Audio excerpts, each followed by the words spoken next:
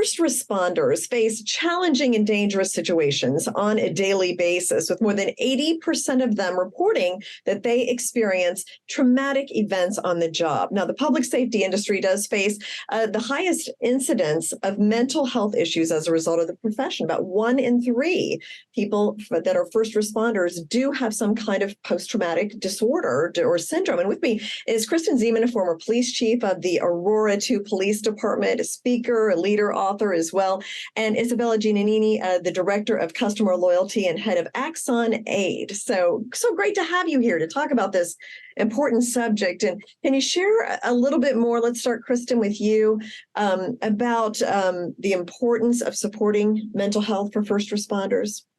Absolutely. I've been in law enforcement for 30 years. And when I came into the profession, I was told there's no crying in police work. And there is a stigma that has affixed itself to our first responders, making it appear weak when they ask for help. And we have seen the manifestation of that mindset and not being able to ask for help or to be considered weak. And so that is exactly manifesting into what you just described, into not only the incidents of traumatic events that we already know, which I call the film reel of all the events that happens that just continues to play in our first responders' heads. And what that does is it affects their life, their personal life, their professional life, their decision-making, and their mental health and wellness. And so we have to start taking care of those first responders because they take care of our communities. Oh, yeah. No, I can't even imagine some of the things that police officers must see firsthand. So now, from your personal experience, Isabella, can you explain a little bit, or let's stay with you, Kristen. I mean, from your experience, can you explain a little bit about this and why this topic is so important? You touched on it a little bit, but what kind of experiences have you had in the field that led you to think this is such an important topic? Yeah, well, it started to occur to me after we had officers who grappled with suicide attempts. And I started to really realize that we are not doing a great job taking care of our officers. And then, we had a mass shooting in my city, like so many cities have incurred. 5 of my officers were shot. 5 people were killed in this mass shooting. But it's not even just the big incidents like that you automatically think of. It's the little things. It's responding every single day to some kind of trauma, maybe a car accident. And that's what I mean about the film reel. And officers see in their course of their duty what people don't even see in a lifetime. And because we haven't been really good at giving them the resources and the outlet to recognize when those things start to affect them, then quite frankly, it just bubbles over. And that's what we're seeing, our incidents of PTSD. And so we have to be able to teach our officers to build resilience early on so they can recognize the signs and overcome them. Yeah. And Isabella, you're a leader and a tech leader in public safety. I mean, why was this an area you wanted to focus on? Yeah, it's very, very important to us. At Axon, our mission is to protect life. And beyond just life-saving products, we have to think about the people that use them and the people behind them. And as Chief Ziman mentioned, this is a critical issue facing first responders today.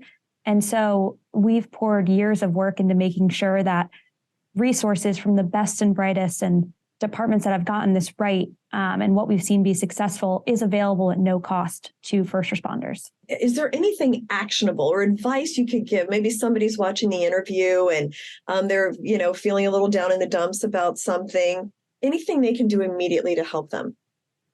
Yeah, absolutely. Well, first of all, I think that's the key right there is acknowledging it instead of stifling it, as we so often do, is that stigma is I will appear weak if I ask for help. And so I think the first thing and what I want to impress upon everyone is that it's actually the cornerstone of courage to be able to say that this thing is bigger than me. And then, the resources that are available from Axon Aid, and you can talk a little bit about what those action items are, where that particular person can go right to this website and to get exactly what they need. Yeah. Do you want to address that, Isabella? I mean, what are some resources that people can go to? Yeah, absolutely. And it doesn't have to be you're already at your lowest point when you ask for help. Preventative mental health and wellness is so, so important. And so the resources we have online for responders, for example, combat breathing, grounding techniques, things you can do in high stress situations. But we also have educational trainings on what might this cycle be. When I start to catch myself going down a bad path, it's about recognition, acknowledgement, and then preparing in advance how you break it. And so something really easy that every responder can and should do today is identify who are those 3 people that you will call if you need something. And what are the 3 to 5 things that you do that you know lighten your load, give you a break, kind of take your mind somewhere else and let you decompress. And then have those ready. If something happens, you know that you call the first person or you do the first thing on your list. Yeah. So preparedness is really the most important part. And there's this concept of PTSD into post-traumatic growth. Explain that. How can you pivot and grow from an experience? Yeah, this concept will change the way first responders manage trauma and overcome it.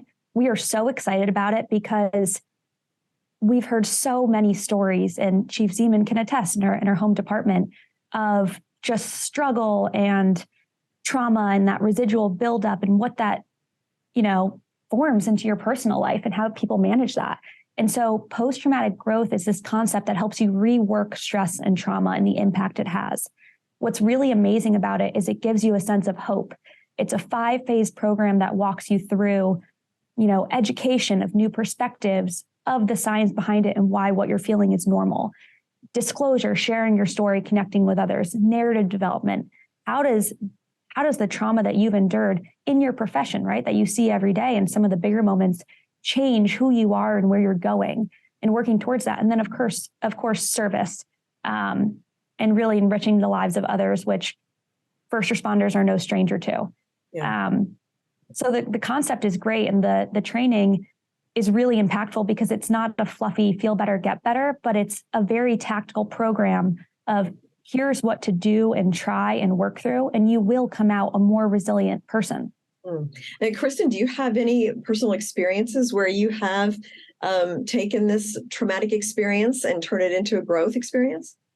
Yeah, as I mentioned, the incident that we had in our city, the mass shooting, and I love the concept of growth because, what it does is it reframes your mindset. So it's where you can discover the meaning in suffering.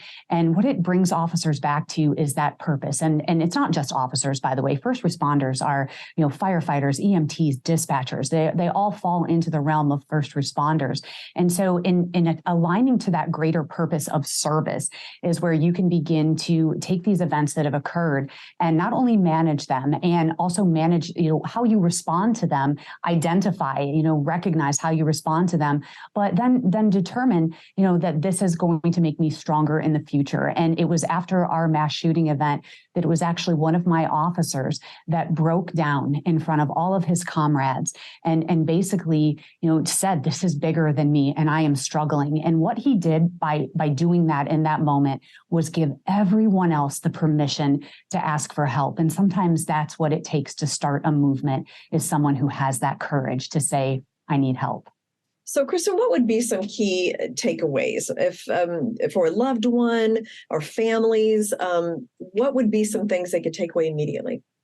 So a lot of times we look at the signs that are so obvious. Like, you think of, okay, your sleep is disturbed, you have nightmares, but they're far deeper than that. Or we see people who turn to substance abuse to numb feelings.